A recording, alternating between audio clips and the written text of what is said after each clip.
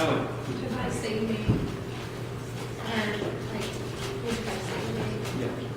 like, can something else already gotten it, or? So the question is, could I patent the device I made? Has that already been done?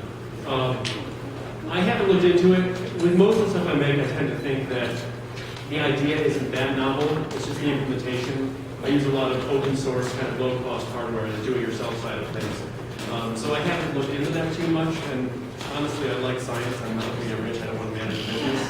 But it's an interesting thought. Open source plans. No? Anybody else? When you did the set transect line, were you doing a steady speed throughout the length, or was that like your searching pattern where you adjust your speed based on fish coming off? So we don't do the set transect lengths. We do continuously recording just to see what the variable effort is at the end of it. With set transects, you can do it a couple of different ways. I would argue that if you use a set speed, then you're running into gear saturation throughout the transect, because if fish are clustered, clumped, then you miss the larger clusters. If you're doing a set time, but willing to slow down to get all the fish you see, then you'll run into saturation if your transect length isn't long enough, but clumping won't affect that. It's a trade-off either way, and I know it seems like every group has their own way of doing things. And I've talked to some people who have been doing this for a long time, and they say, well, I moved from Florida to Wisconsin, and we completely changed methods because they believe this is the right way. And there's trade-offs to everything, but I would argue that space is the best way. Capture all the fish you see and divide that by area. Thank you.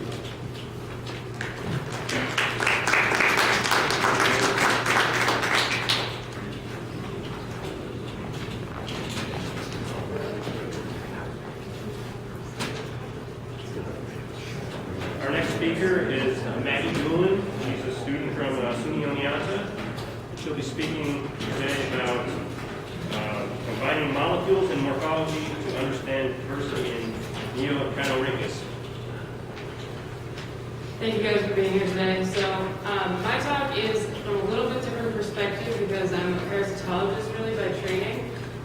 Less of a fisheries biologist, but I am dealing with a parasite population that infects fishes in the U.S. So as Kurt introduced, I'm looking at the diversity in this genus of acanthocephalin. It's a fish intestinal parasite called Neocanorhynchus, and I'm using both molecular and morphological data to kind of come to conclusions on species boundaries in this group. So kind of first I wanted to start off to say, all right, we're at a fisheries conference. I'm really talking about genetics of worms, so what's the issue here? Why would fisheries biologists care about fish acanthocephalins? And if you can look here, I invite you to see the intestine dissected out of a white sucker here, that every single thing that looks like a worm is a worm. So these acanthocephalins are all embedded in the intestinal epithelium of a white sucker. And this is just kind of, it's a relatively heavy infection, but you can see that that could do serious damage to the fish intestine as well as affecting nutrient absorption. So just keep that in mind as I go through my talk. It's good to kind of see the pathology that these worms can cause. So to give you an outline of the talk, I'll be covering background information on my worms, talk about my project scope, the field work I've done so far, molecular work I've completed, the morphological study I'm doing currently, and then future work. And this is a picture of a slide of an acanthocephalin that I made from a worm that we collected.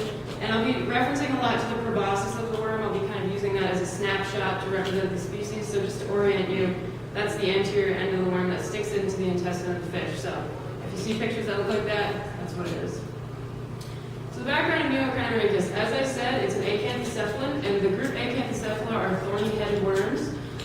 They have complex life cycles, so there are 2 or more hosts involved in completing the life cycle of these worms. Here's an example life cycle for Neocanorhynchus. It has an osteopod intermediate host that is eaten by a fish, such as a largemouth bass, and it's going to be sexually mature and reproducing in the fish host. But sometimes, as you can see, there might be a trophic gap, for example, for a worm that's trying to get into a largemouth bass, might not be eating an osteopod. So there might be a paratenic host or a host that bridges the trophic gap, such as a bluegill. In Neocanorhynchus, the definitive hosts, these hosts that the worms sexually mature in, are either fish or turtles. And there could be intestinal damage with heavy infection, like I showed you from that second slide. And Neocheiromencus is this incredibly diverse species. This is the reason I'm studying, or incredibly diverse genus. It's the reason I'm studying the group, because there are 115 species, and in the group Acanthocephala in total, there are only 1,600 species. So it's a very significant percentage of total Acanthocephalan diversity. It is really, really common in U.S. fishes, including game fishes. So if you have handled any of these fishes, especially if you've handled them regularly, especially in the state of New York, I can almost guarantee that you've also handled Neocheiromencus as well inside the fish. There are 33 different species of Neocheiromencus from the literature that are described from fishes, and there's no good reference system for the genus. So even though there are parasitologists who study this worm and fisheries biologists that may see it a lot, if you're looking at the intestine of your fish ever, you really can't tell which species is which. There's no really good reference system, and there's no molecular data, so there's no kind of barcoding that you can send out worm tissue to get back a result of which species you're looking at. So this is a big issue for this group because it's so common. We really want to be able to track our parasite populations in our fish hosts, and how are we going to do that? So that's what I'm kind of doing for my project, is trying to get a good molecular database going and a morphological database associated with that to be able to differentiate species. In my project, I'm only going to be able to study a subset of the 33 species in the United States because they're spread all over in different hosts across the U.S. But I'll be collecting samples from multiple type localities, and a type locality we refer to a lot in systematics is the locality where the worm was first described from, or the animal was first described from, and the type host is the species that first hosted those original worms that were described. So far we've gone to a site in southeastern New Hampshire. That's our first type locality for the species Neocheiromencus prolixoides, which I have pictured here. These are the original drawings from the worms that they used to describe the species. And then once we have our worms, we want to use DNA sequence data to recognize these putative species. So we're hoping that when we put them in and use these certain molecular marker genes, which I'll get to in a minute, we will see some kind of a genetic difference in kind of worms grouping up by species to help identify which ones we've collected. And then I'll do a detailed morphological study of the selected species. So whatever we collect, I'll be looking at the morphology of those and then referencing back to the type specimens, which we get on loan from a museum. So to collect these fish, we've had a lot of help, and then we got out there ourselves with our lab to angle, electrofinish, gill netting, seaming. This is a picture of a fish intestine that I dissected open. These are all little worms inside of it, all Neocheiromencus. This is a largemouth bass from Montego Lake. So we're trying to get this diversity of samples. So wherever we go, we try to collect from a variety of fish hosts and then also get some geographic diversity going on. And the genetics we're going to be doing is a 3-gene phylogeny, so looking at 3 different molecular marker genes, which people may have heard of CO1, that's kind of a common barcoding gene. And I'll be looking at 2 others, 28S and ITS. And then we'll combine that with the morphological work in light microscopy and scanning electron microscopy.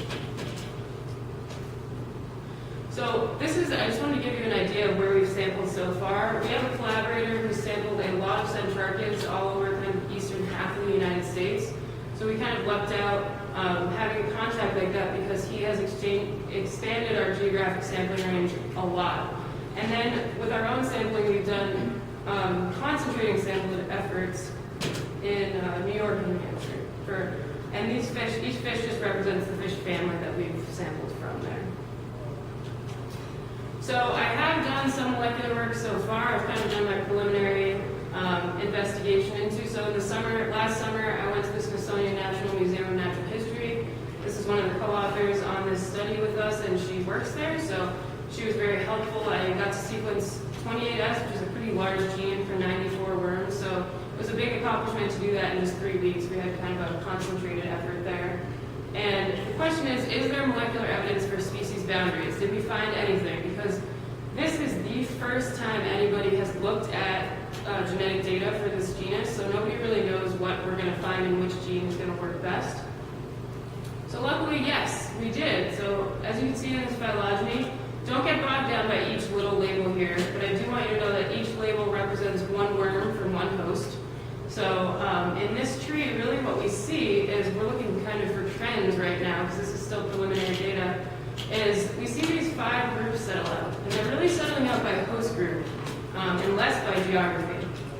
So we have sampled for this first group here. It's a really small sample size because this was our kind of targeted.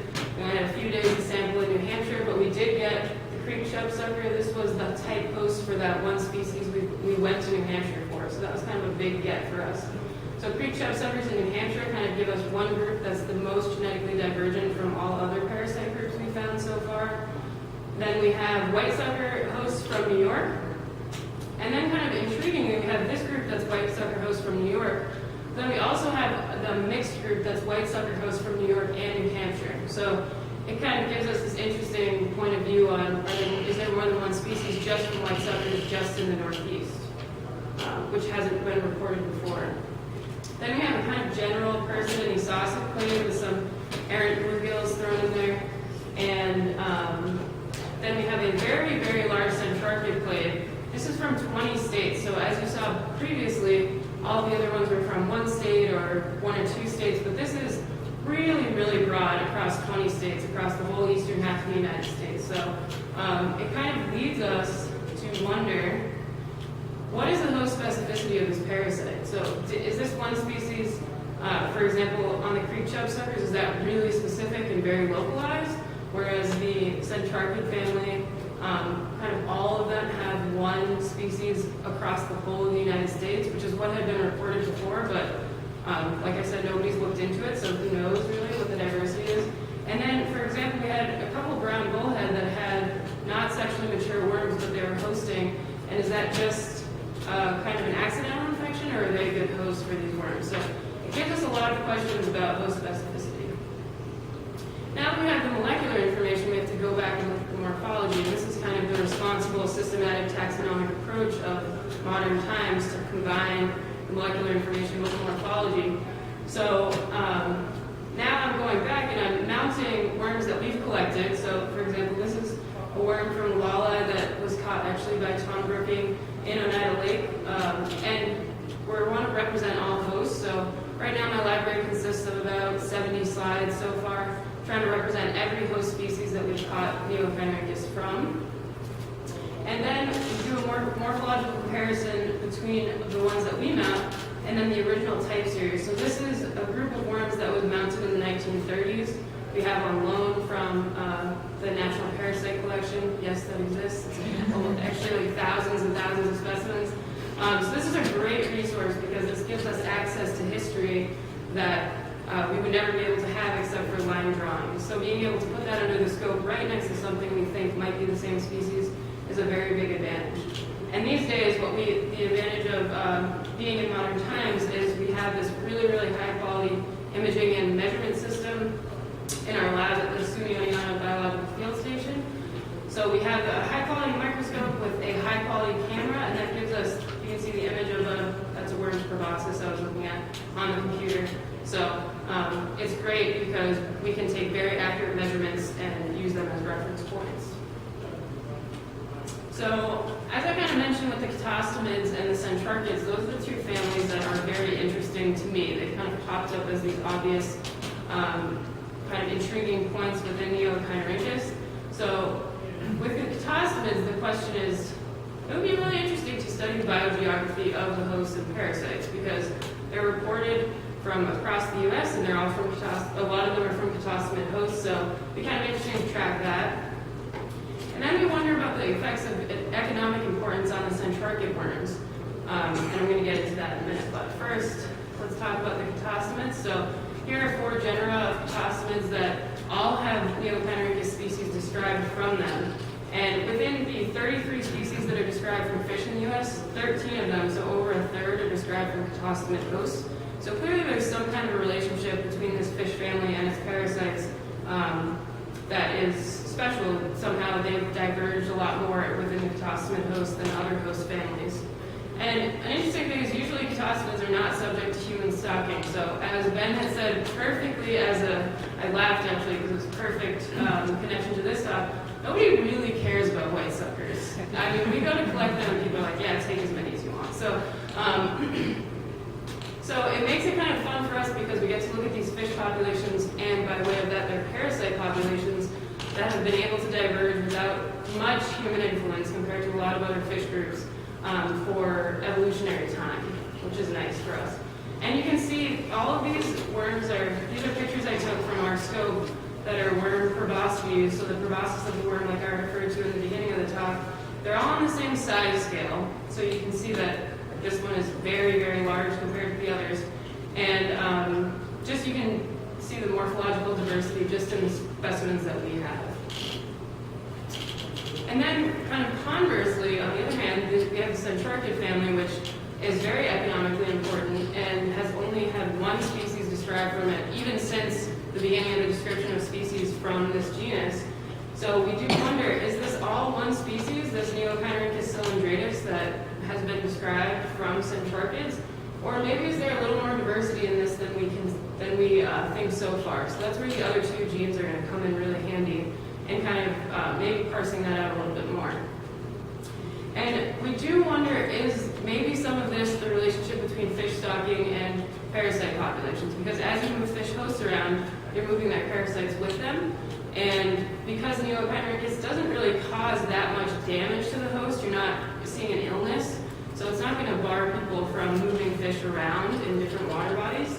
And since we see that all across the eastern half of the United States, there's so little genetic diversity within Centrarchid worms, we wonder if maybe it's because these parasite populations have been mixing so much that there's not much recognizable diversity, even across such a large geographic distribution. So here on to future work, I'll be collecting at further type localities, including Mississippi, Oklahoma, and Wisconsin. I'm a year into my degree now, so we have kind of ambitious sampling going on for the beginning of the summer before I do my next round of genetic work. I'll be sequencing in that next round of work 28S, CO1, and ITS for those are the molecular marker genes, like I mentioned, for 188 individuals, which so far I've done 94. So I'm hoping to have a little more time to do that sequencing. And then I'll be doing a species redescription of that species we collected from southeastern New Hampshire. I'm focusing on that one because it's the one that we had thought we were identifying from white suckers from Otsego Lake, which is kind of our home lake for our field station. So we wanted to kind of focus in on this and see that we have a very, very detailed account of this species and go back and see if maybe it is the one from Otsego, or maybe we have even a different sucker parasite that hasn't been identified yet. And I just wanted to acknowledge there has been a lot of work going into catching all these fish and helping us with dissections. So thank you very much to the Senior Research Foundation, Cornell Biological Field Station, DEC, Scott Wells, and Tim Corney.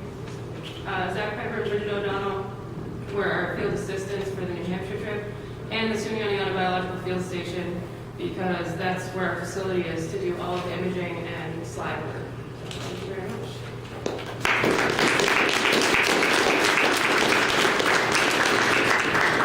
Thank you, Maggie. We have only time for questions. Is that all right? Yes. So, has anyone looked at, or what would happen if you fed an infected ostracod that has the worm that's normally in the Centrarchids, if you fed that to a sucker? It's probably a very naive question. Yeah. But No, what would happen? that's Does it survive? people do those life cycle experiments all the time. Actually, it's very common. Usually, what we see is that in the non-target hosts, the worms don't mature completely. So there'll be immature worms that you'll find in these non-target hosts, and then they'll kind of die off before they reach sexual maturity. It's in parasitology, there are really, really complex immunological interactions that happen, so it's possible, and we don't know this for sure, nobody's looked at it yet, so it's a very good question.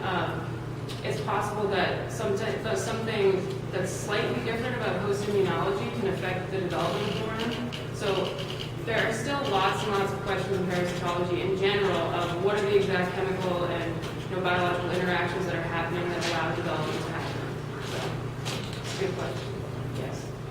With your slide, you had the Centrarchids and then the catfish. Yeah. And you weren't really sure the interaction. Yes. Is there a possibility that catfish is a paratenic host, say like a largemouth bass ate that? Yeah, that's a really good question. So in the paratenic host, you actually find that usually the worms will actually leave the intestinal tract and they'll go into other organs, and they'll kind of insist in those other organs and wait for the correct host to come. Sometimes it's a dead end because, for example, we found a brown bullhead 2 of the 4 worms that were from brown bullhead that we sequenced were actually in the liver. So they were in that encysted stage. That's why we think that it was definitely a non-target host. So yeah, some of them, they serve as paratenic host. Other times, and again, kind of related to do they develop or not. We don't know why, but then they're immature in the intestine, but they're in their adult stage, just immature. So yes, so it's possible it is paratenic.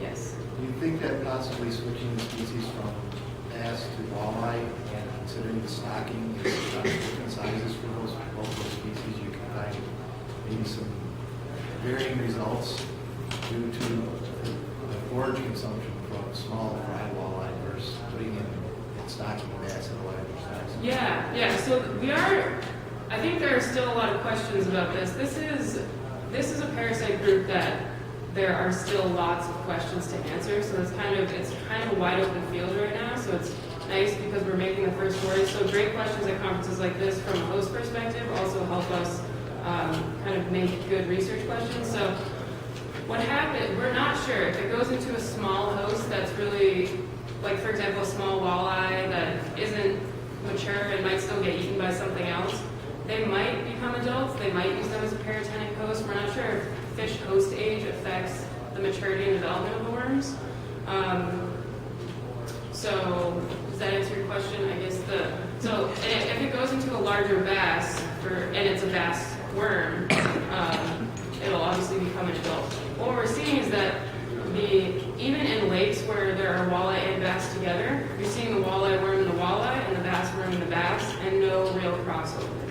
Well, also I was wondering too that specifically what do you believe you're seeing with a stockfish or something that is naturally? It should be all the same. There shouldn't be really any difference between parasite populations because once it enters the system, it'll inevitably enter the food web and kind of be just kind of consuming everything that's already in the food web. It is an interesting way to track your intermediate host because if you see a flourishing population of Neochinorhynchus, for example, then you know you have ostracods that are being eaten by either your smaller fish or maybe your bigger fish if you have trouble in your food web. So it does help track kind of your smaller hosts as well as the definitive host.